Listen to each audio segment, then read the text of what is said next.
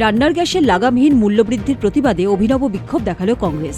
শনিবার আসানসোলের বিএনআর মোড়ে রবীন্দ্র ভবনের সামনে পশ্চিম বর্ধমান জেলা কংগ্রেস ও মহিলা কংগ্রেসের যৌথ উদ্যোগে গ্যাস সিলিন্ডারের প্রতীকী অন্ত্যেষ্টিক্রিয়া সম্পন্ন করা হয়।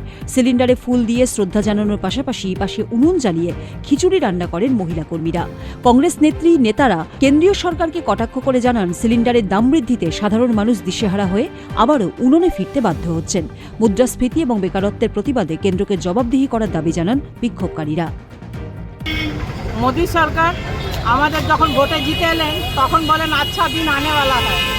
তো সত্যি ভারতকে আচ্ছা দিন নিয়ে এসছে। প্রত্যেকটা জিনিসের দাম বেড়ে গেছে, কোনো জিনিসের দাম কমছে না। সোনাক্ষী, মশলা কোথায়?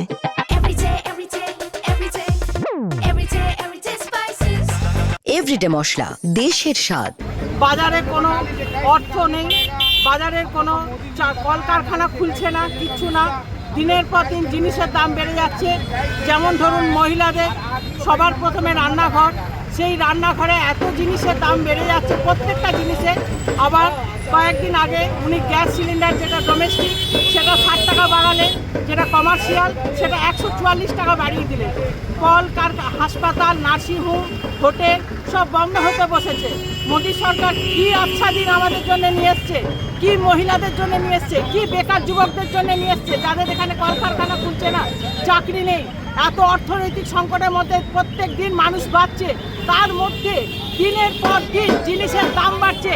প্রধানমন্ত্রী যদি সামলাতে না পারছেন, উনি ইমিডিয়েট গদি ছাড়ুক, উনি আমাদের হাতে গদি তুলে দিন। কংগ্রেসের মতন কেউ দেশ চালাতে পারেনি, ভবিষ্যতে পারবে না। আমার নাম শ্রীলতা ব্যানার্জি। আসানসোল থেকে রাজা বন্দ্যোপাধ্যায়ের রিপোর্ট, উত্তরবঙ্গ সংবাদ।